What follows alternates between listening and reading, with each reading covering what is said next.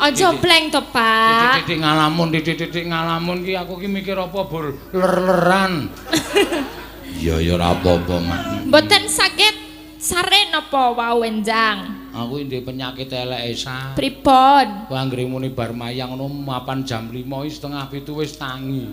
Mongko wis ora iso turu meneh. Direm-remke matane ya iso ora iso. Mboten saged. Iso turu meneh jam 4 sore engko jam tengah 6 wis toto-toto dadi aku sedina iki saiki paling mingpol turu 2 jam setengah 3 jam. Wong kurang sangit niku. Kurang sangit. Kirang sangit. Kurang sanget. Iya, Ora kirang sangit, sangit. nek sangit ki digarang ki mambu wae sangit. Ya, nek sanget ki banget. Nggih. Berarti paseno kudu konsultasi kalih kula. Konsultasi ngapa? Salah satune insomnia kuwi mergo pikiran stres. Jadi kuwi kudu dikonsultasikan karo psikologi ngono lho. Kuwi dikonsultasikan mengko ben iso sare. Ya anggap aku wong stres ya. Ora, kuwi permasalahan Joan. Oh. Duwe masalah ngomah ngono, mbok menawa karo bojone ana masalah, apa karo anake ana masalah, ngono kuwi, Pak. Anakku sih cilik-cilik kok ana masalah. Ora Bojoku ora tau ana masalah. Mboten nonton. Sakinah mawaddah warahmah. Oh, nggih. Iya. Ayo masalahe apa? Embuh aku ki jenis ngene iki ana. Ki mbok menawa umur. Oh iya, saya tua kuwi angel turu. Lah terus gregetan tak nggo lunga mancing. Mancing iki wae angel dipancing marai mangkel. Wis pokoke stres pokoke. Iya. Iya.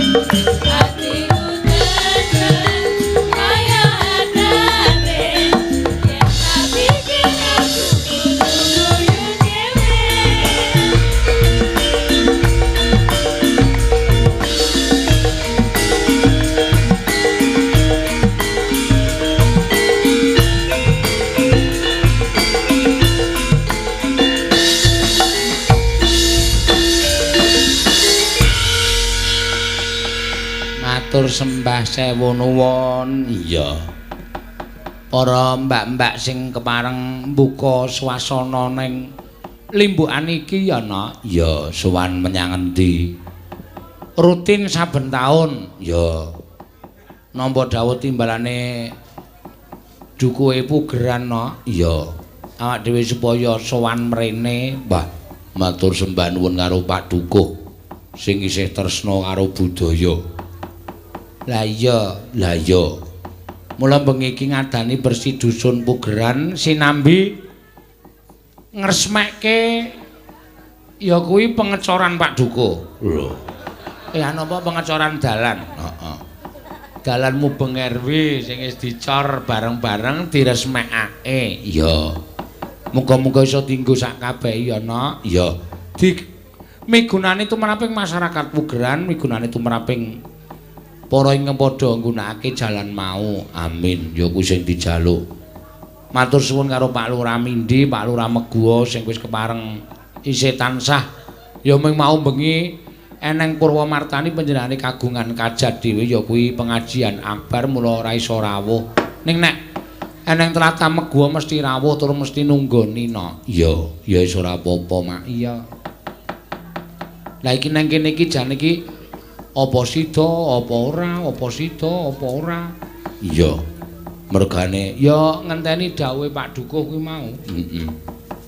Sidane sida, wis sida ya ning ming semene dite ya. Ya ora apa-apa sakarang ya wis kaya sedulur kok no. Iya, matur sembah nuwun tanpa pepindhan. Ya. Muga-muga tansah jinangkung ing katentreman kawijengan kebagas kewarasan, ayom-ayem rukun, tetunggalan manunggal.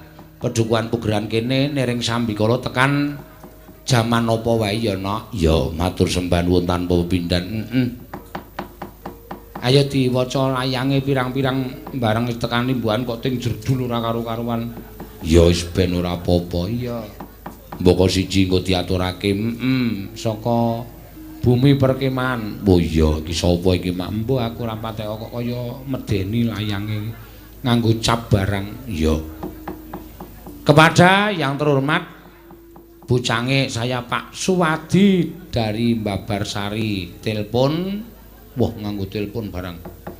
Minta lagu Gubuk Asmara dinyanyikan oleh Elisa, Podang Kuning dinyanyikan oleh Tatin. Oh iya. Edan wis do ngarani sinden dhewe-dhewe. So tak golekne ganti sindenku. Iya. Sing kira-kira do rapal wae. Assalamualaikum, sugeng dalu Pak Sena niki saking penggemar nyuwun tembang Kijing Miring. Oh iya, lha mbok dibenakke riyin. Heeh. Mesake kok. Sindene Mbak Ayu, Mbak Tatin, sesideman Mbak Elisa. Kalih Mas Solikin. Oh iya, saking penggemar Catur Wulandari. Oh iya, Biai Putri iki. Bocange nyuwun ketoprakan. Oh iya, suminten edan bintang tamu Pak Dukuh Pugeran kalih Tatin. Oh iya. Saking kelompok kandang Puger Asri. Wah lah ya iki pira iki wani ngarani iki wani pira ya. Lumayan. Karo iki no. Ya wah iki kaget aku. Nyuwun lagu kok dite sak gepok. Oh iya. Mongko isih ditaleni nganggo tulisan bang. Selamat malam Bocange, saya temu hari tadi mau minta lagu Podang Kuning sama Gubuk Asmara. Yang nyanyi minta Mbak Ika Suhesti. Oh iya. Oh iki. Oh ning 2000-an ayo.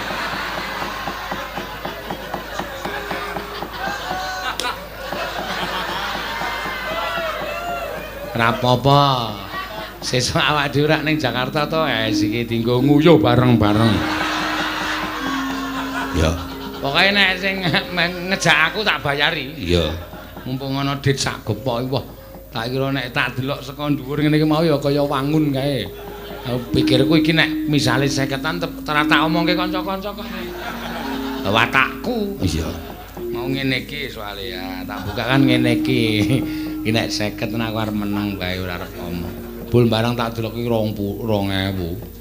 2000 ping pira iki, Mak? Ping semene iki 100 lembar ping 200. Iya ora apa-apa ya lutung. Lumayan no? Iya. rasa diudari nggo wangun-wangun. Iya. Matur sembah nuwun. Nah, ayo mboko nyiji-nyiji no. Iya. Diaturake. Iya. Monggo. Sindene eneng pira? Eneng 8. Ya, merga diancam ro Paduka Pugeran. Sindene sing akeh lho, 8 lho. Aku ya muni ditmu iki pira aku ya. Iya. Ngarani kok sinden werna-werna. Iya, ya karang wis biasa iki mau ya wis macak Jawa ya engko diaturake no. Ya. Aja ro tatin, wong tak gawake pemain ketoprak. Iya. Sapa? Rwani mesti gayeng. Oh iya. Engko si Den Mas Brata iki dukuhe Pugeran anike Suminten dadi engko men dioyok-oyok Rwani. Iya. Ngono ya. Tatin ora gayeng, tatin iki wong jireh. Ya. Ming anule jerah-jeri tok tatin. Titik-titik anggere didemek kayane. Hei. Ayo sing marai apa penonton iki do tergila-gila ki ya le. Hei.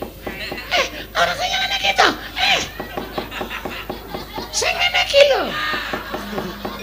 Ayo bareng ra gelem kok dipernahke ya. Ya, alon-alon mak. Ngaturke apa sih? Wah iki sing ngono panyuwunan Mbak Ika Suhesti mau diaturake. Ya. Luar biasa iki. Podang kuning karo gubuk ayo engko ditum. Ya. Monggo jumeneng Mbak Ika. Wah. Ya. Mbak Ika, Mbak Tatin, Mbak Elisa bengi iki. Ya. Kok ora ana sing nyuwun sluku-sluku bathok sing nyekar Mbak Wahyu saking Semoyo. Soale kae nek nembang sluku-sluku bathok iso kuwalik. Kuwalik piye? Usluk-usluk. Sluku-sluku. Kula seneng usluk-usluk. Iya. Ayo ik diaturake.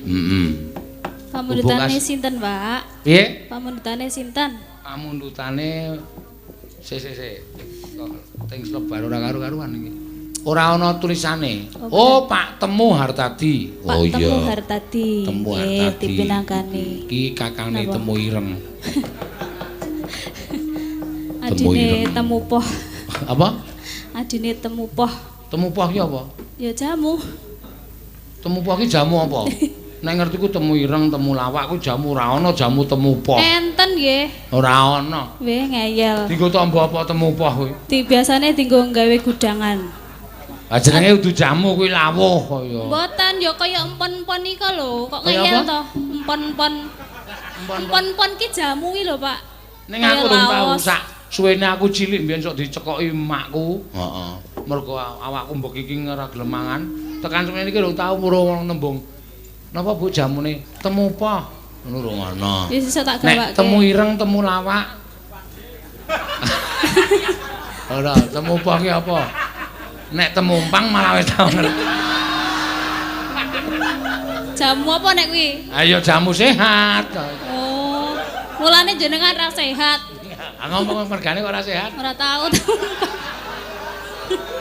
Mayo wis ora usah dirembuk kowe tenan. Temu poh kok. Iya. Ayo. Ngeyel lho. Lereran aku guys. Ngantuk? Heeh. Bubuk po. Nyondo mayang ngono. Tandangi tenan. Wong kon wayang kok malah ngantuk. Sembetengan. Utek-utek macan turu. Ah, mboten. Napa niki? Gubuk asmara sik. Aku iki spesiale gubuk asmara kok. Heeh. Ya, gek tuku jamu temu poh. Ora usah tuku, sesuk tak gawake. Ya iya, tak ndelok kaya ngapa ora ana jamu temu poh. Ngeyel. Mbok takono piyai Pugeran iki nek tuku mesti temu lawak, temu ireng. Terus apa jenenge iki? Ndek-ndek cacing ngono kae. Napa ndek-ndek cacing? Aku mau ora doyan mangan ki jenenge ndek-ndek cacing.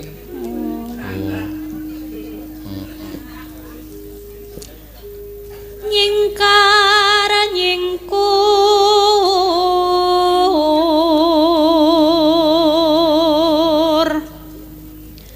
wiwi tane nyingkar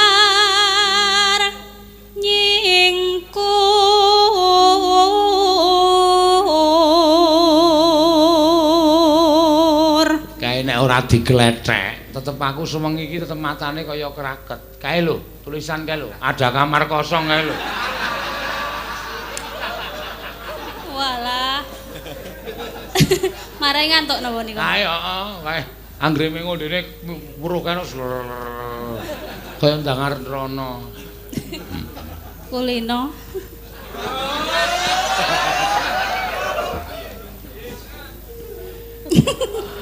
Napa, Pak? Wiwitane bayang aku nang jero ora sediani kasur. Wah, saya nggo slonjor nenake ra jama-jama.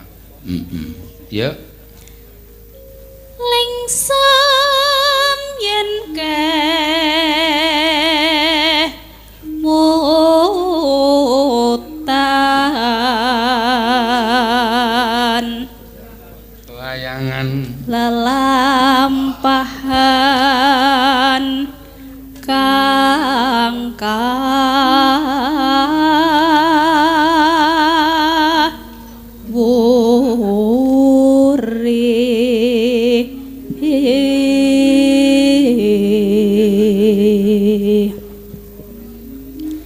tresno tulus nadyan nengku bukas moro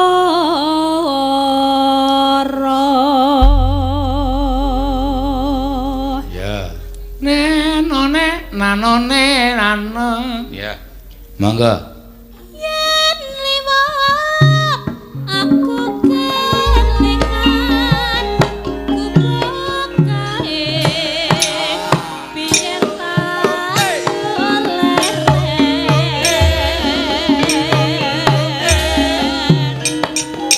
ning sagak gambak tulisan karena aku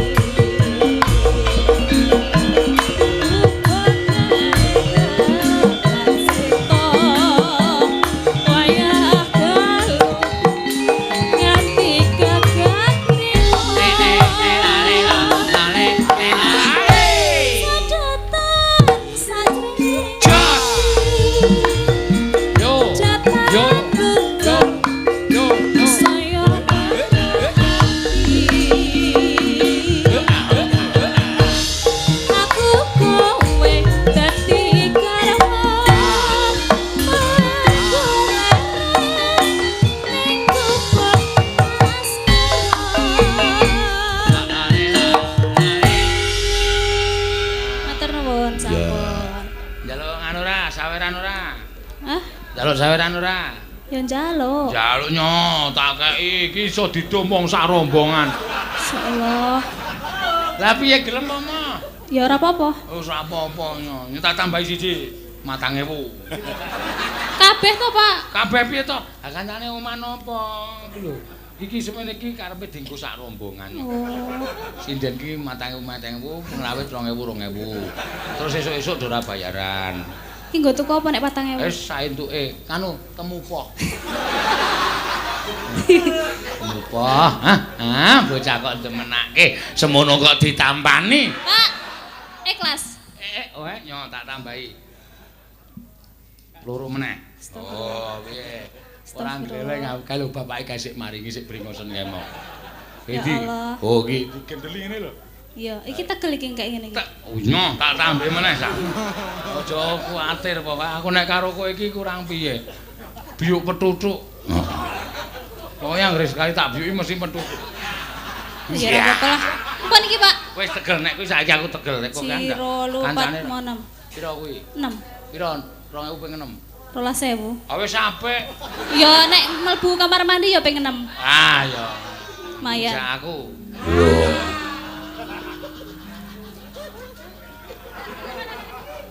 Kok durung ngejak kowe. Padha-padha wedoke aku limbuk kok. Ah iya ya ora apa-apa nok. Iya. Mau gubuk asmara diaturake Mbak sapa? Mbak Eka. Oh iya. Gentenan saiki arep nganu ngaturke sesideman. Iki ana sesideman ya ana sing nyuwun, gubuk asmara ya ana sing nyuwun kijing miring. Kijing miringe. Ayo Mas, ngono kae. Ya, monggo diaturake sik. Monggo saiki gentenan no. Ya, sapa genti Mak? Sik. Aku kok bingung to iki. Ya, alon-alon rasa kesusu. Oh, podang kuning sik. Oh ya, sing kepareng nyekar podang kuning Mbak Elisa. oh ya diaturake. Iki panuke banget podang kuning no. Ya. Alon-alon Mak. Ayo. Nggih, sugeng dalu. Bapak-bapak, ibu-ibu.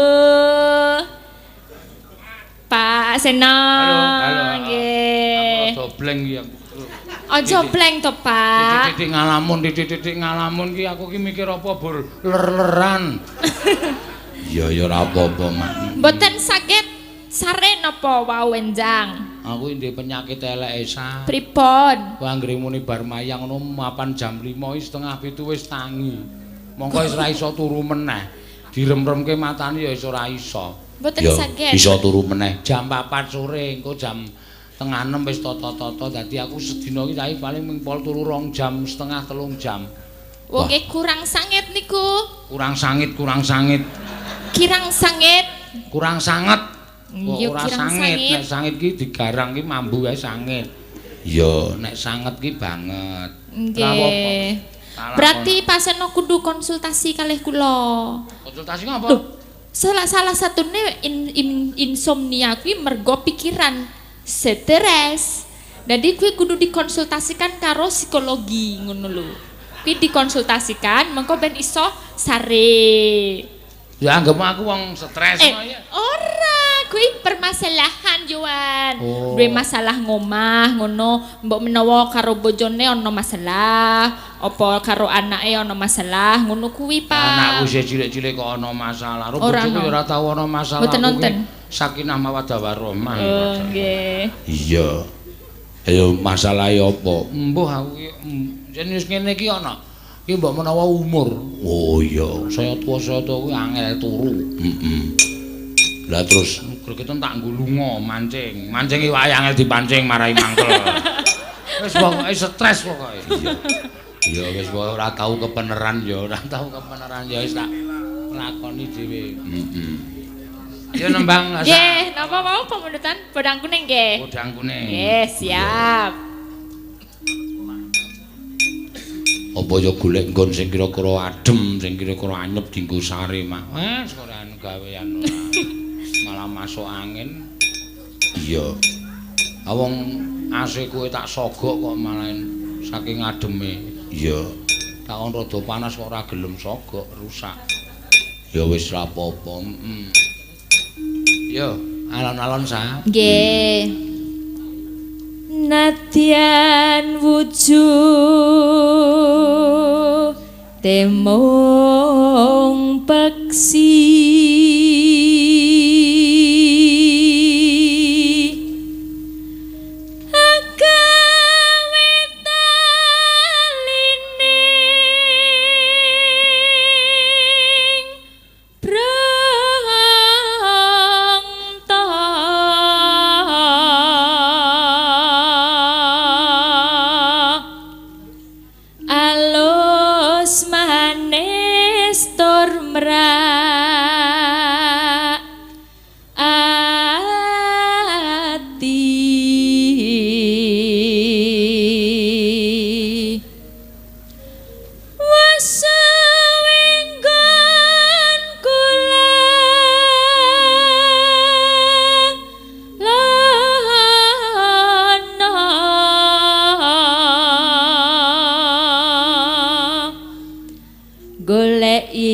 si podang kuning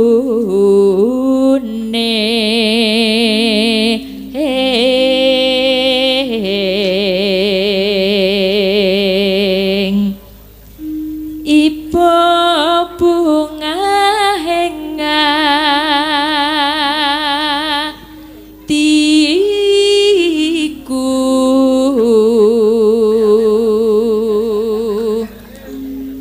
nyanding bisa dadi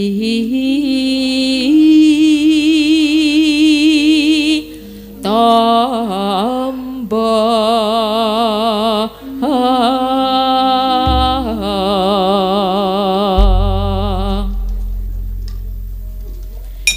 esuk awan ning omah wis ora krasan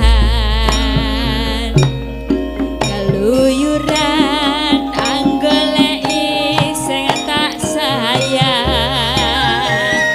kekancangan pinter anggonku goleki ora krasa esuk awan kanthi wengi eman yen nganti liya kang nyapa